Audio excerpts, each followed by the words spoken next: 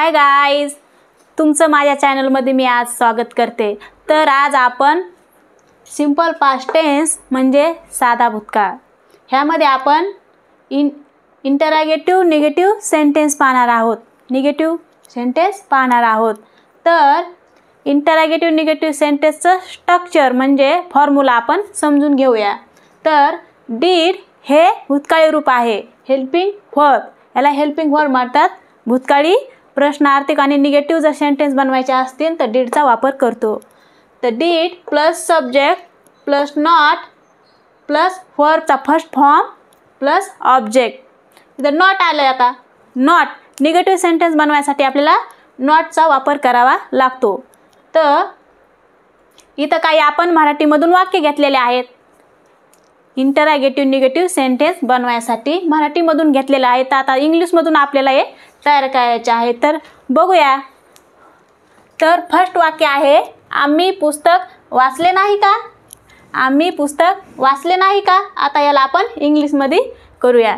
तर प्रश्नार्थक वाक्य म्हणजे निगेटिव्ह बनवायचं असेल तर आपण करणार आहोत डीड सब्जेक्ट वी, सब्जेक्ट झाल्यानंतर काय आहे? नॉट, वी नॉट प्लस वर्बचा फर्स्ट फॉर्म। वर्बचा फर्स्ट फॉर्म काय आहे? वाचले म्हणजे रीड अ बुक।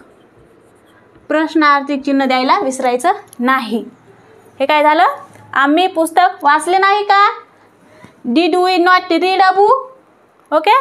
तर सेकंड वाक्य बघूया। ते क्रिकेट खेळले नाही का? ते क्रिकेट खेळले नाही का? आता इथं सब्जेक्ट काय आला? ते। ओके। तर डीड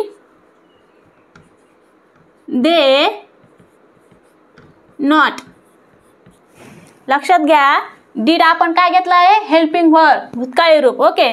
प्रश्नार्थी जर वाक्य असेल तेव्हा आपण डीड घेतो म्हणजे हेल्पिंग वर्ब आणि नंतर सब्जेक्ट म्हणजे कर्ता।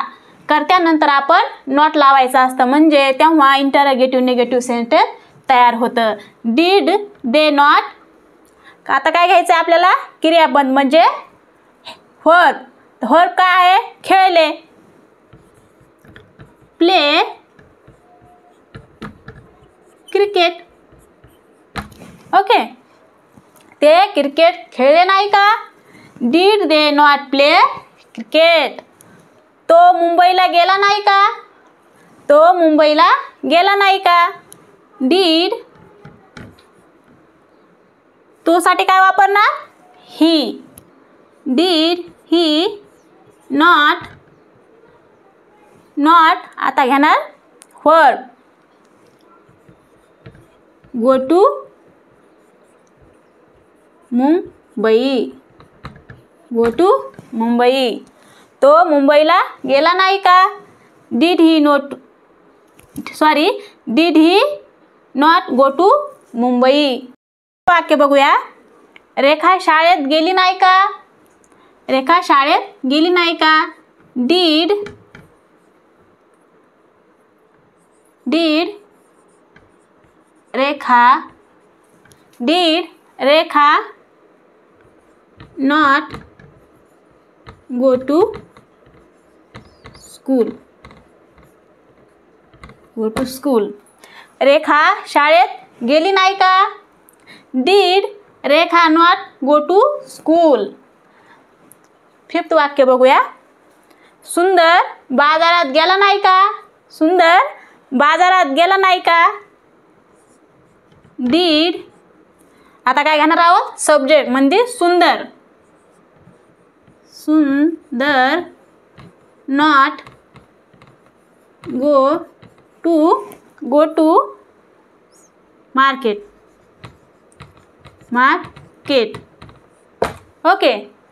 सुंदर बाजारात गेला नाही का? डिड सुंदर नॉट गो टू मार्केट। आज आपण सिंपल पास्ट टेन्स म्हणजे साधा भूतकाळ यामध्ये इंटरॉगेटिव्ह निगेटिव्ह सेंटेन्स पाहिलेले आहेत। ओके। तर थांबूया येथेच, भेटूया पुढच्या व्हिडिओमध्ये। धन्यवाद।